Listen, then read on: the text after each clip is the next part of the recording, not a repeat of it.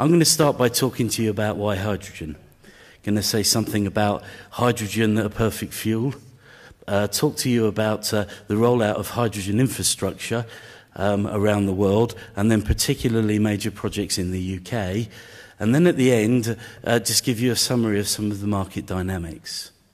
So what I'd like to do in talking about why hydrogen is talk to you about battery electric vehicles, petrol hybrid electric vehicles, and fuel cell electric vehicles. Here's 3 low-emission drivetrains. The first one that you see is a battery electric vehicle drivetrain. That's a car that you plug in and charge up a battery, and it has a rather large battery. It takes a long time to charge, and it only goes around 80 to 100 miles. The second drivetrain is a very interesting development. It's a petrol parallel hybrid electric vehicle where you actually, rather than having to use a new infrastructure, which is a charging infrastructure, you use the existing infrastructure. You fill the vehicle with petrol. A petrol engine then charges the battery. But interestingly, what you're doing in selling that vehicle is rolling out an electric drivetrain. And in fact, if you take the Prius, for instance, which is a very good example, many millions have been sold around the world. Actually, all you have to do to turn that into a hydrogen electric vehicle is replace that petrol engine with a fuel cell. Then what you're doing is refueling that vehicle with hydrogen rather than petrol. And that gives you a zero-emission vehicle with a drivetrain that's already been developed. What you can see here is a comparison of speed, of range, and of charging or refueling time. And you can see that for all of those vehicles, they have a comparable speed, and it's not dissimilar from an internal combustion engine. In terms of range, actually the battery electric vehicle has a lower range, but the fuel cell vehicle is comparable to an internal combustion engine. And in fact, most fuel cell vehicles could do 400 miles on a single charge of hydrogen, which you can get in 3 minutes, which is a very similar experience to refueling with petrol. It takes longer to recharge an electric vehicle. A number of hours, maybe 5 to 6 hours. You can use rapid recharging. You end up with a more expensive infrastructure, but you can get that down to around 30 minutes. So what you see here is range versus carbon footprint. And the hatched area in the low right-hand side is where range, long range, overlaps with low carbon footprint. And you can see right in that range is a fuel cell electric vehicle. People always worry about efficiency. Efficiency is a bit of a misnomer. It actually depends when you're exporting the energy from a particular energy grid. But here is the well-to-wheel efficiency of all of those vehicles. What I've done is I've gone tank to wheel and infrastructure to tank. Because what happens is people look at the vehicle itself and they say, well, it's more efficient to charge a battery.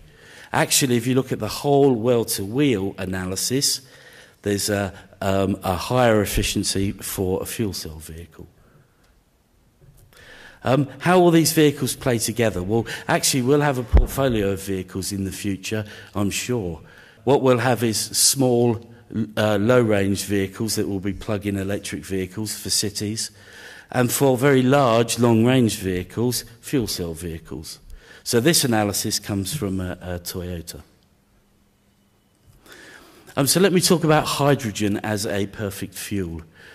Talk about hydrogen that's made from renewable power that can be made on site. So what's the challenge here? Well, actually, we're planting up an infrastructure of renewable power, and it needs energy storage. And actually, energy storage is a pretty elusive thing and has been for a long time in the power industry. Actually, it's very difficult to store power for long periods of time, but it's very easy to store hydrogen. And you can make hydrogen with a 70% energy efficiency directly from renewable power and store it for as long as you want. And that's why I talk about a perfect fuel, because it has absolutely zero carbon footprint. The way you manage that then, this is equipment that we're putting down on Eco Island. That's 1/4 of a megawatt of load that stores power for 2.5 days. It's completely modular, and you can build it in terms of the power rating or the energy rating. The point about hydrogen is that if you want to store the power for longer periods of time, you just make the tanks bigger. With other technologies, you have to buy more and more of the expensive part. The unit would be demand-side managed by power companies, in our case Scottish and Southern Energy, and if it's used to balance against renewable power, it has a zero carbon footprint. Also, we make it on site, so there's no carbon footprint in its transportation. And of course, with a fuel cell vehicle, the only emissions are hot water. So we call it a 000 fuel. The other very important thing is that you can make hydrogen for less than £5 a kilogram. That's important because that means the fuel is lower cost than petrol or diesel. And it's made on site, and it's zero carbon footprint. Okay, so let's talk about the rollout of hydrogen infrastructure across Europe particularly, and also the vehicles. So there were accords signed in Germany and the US to roll out hydrogen vehicles with a target date of 2015.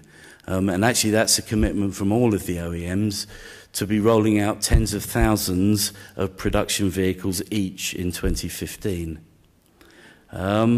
Actually, Mercedes-Daimler are going a year early in 2014, and Hyundai, who are here today, are going early in 2013, which is next year. And in fact, now you can buy a Hyundai vehicle. There's a vehicle outside that you can even test drive. What do you have to do if you want to roll out hydrogen vehicles? Well, actually, what you have to do is coordinate the rollout of the vehicles and the infrastructure. And around the world, we call these hydrogen mobility programs. The first one was in Germany in 2009. The South Koreans started buying fuel cell and hydrogen equipment en masse, actually, from 2009, and are making incredible progress in Korea. The Japanese government announced the rollout of hydrogen vehicles. It was actually a joint press release between Honda, Nissan, Toyota and the Japanese government, and they're building 200 refueling stations. In the UK, we announced UK H2 mobility with the UK government at the end of 2011, and the Danes and the French have just shown their hand in terms of mobility programs, both of which are going to use 100% electrolysis because they need the energy storage.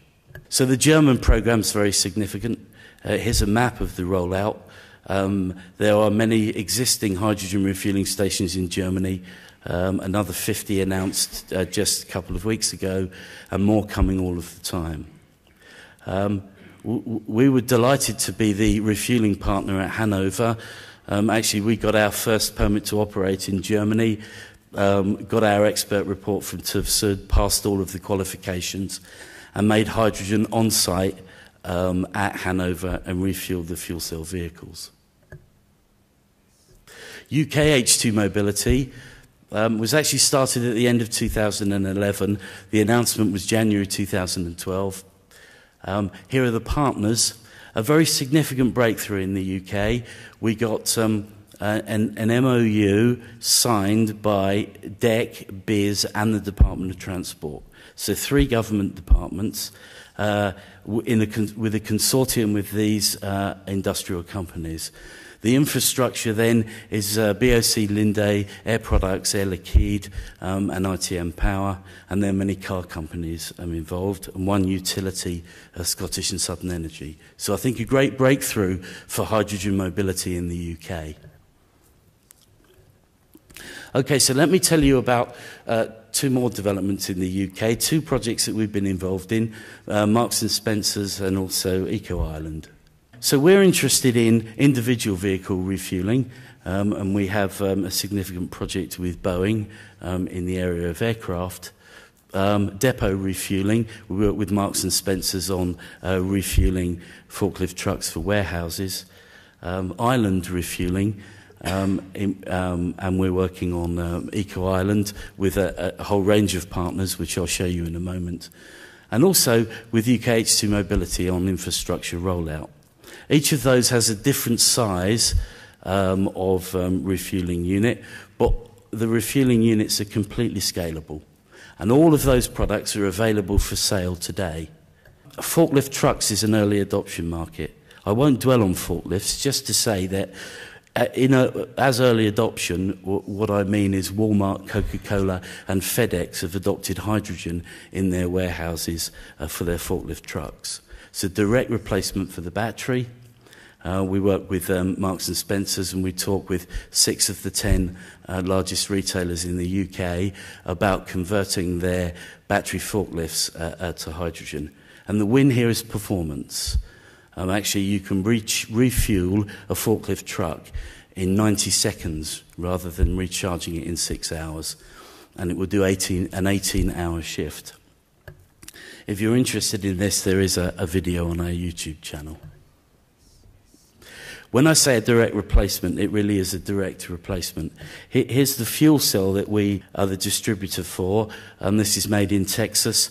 It is a direct replacement from the battery. You see the fuel cell on the left and the battery on the right. You slot it into the forklift truck, and you can refuel it in 90 seconds. It takes about an hour to do that changeover. Okay, Eco Island. Eco Island is the Isle of Wight, and the Isle of Wight is planting up with renewable power. Its aim is to be completely self-sufficient in energy, not just electricity but energy, and be a net exporter to the mainland. To do that, you need energy storage, and you need a smart grid. And we're doing the hydrogen energy storage and hydrogen vehicle refueling system. We work with SSE, who are planting up the renewables, Toshiba, who do the smart grid controls, IBM, who are doing our user interface, Cable and Wireless are doing the data communications between us and the refueler, and between the refueler and the vehicles. And we work with Toyota and Hyundai on the vehicles. And there'll be fuel cell vehicles, hydrogen internal combustion vehicles, and also marine vehicles. So let me just finish with some market dynamics, a very simple market dynamics of what the drivers are for the adoption of hydrogen worldwide. So 3 things that are very important. First is that fossil fuels get more and more difficult. So there's a fantastic article, The End of the Oil Age, in The Economist, and another one in National Geographic called The End of Cheap Oil. I mean, actually, oil just gets more and more difficult. If you invest in oil exploration companies, you'll be used to wells being spudded, channel tests being announced, and then those explorations being sealed off. Because very, very much less oil is now being found, and condensate. At the same time, the world's planting up with renewable power that needs energy storage. And actually, you can store the energy as hydrogen and replace the oil that isn't there anymore with that hydrogen made from renewables. And the third dynamic is the sale of electric vehicles, which peaked a couple of years ago and is now declining because of some of the issues to do with recharging time and range. Actually, they're the 2 problems that are solved with a hydrogen electric vehicle. You get the fuel in 3 minutes, and you can travel 400 miles. So here's just a small observation at the end. The world has a serious problem. It has to decarbonise energy, and energy is the largest market in the world. Actually, that problem, viewed dialectically, is a huge opportunity for the UK. There's more capital equipment being bought in this market now than there has ever been before. It's the largest capital spend in history. And we should be manufacturing and selling the equipment in the UK that's being bought worldwide. What you can see outside today is the Hyundai fuel cell vehicle and a mobile refueling unit. Both of those are real offerings. They're actually for sale. And I'd recommend to you that you get in the Hyundai vehicle and drive it. It's a fantastic vehicle. And if you drive it, if somebody says to you tomorrow, hydrogen vehicles are years away, you can say, no, they're not. I drove one yesterday. Thanks very much.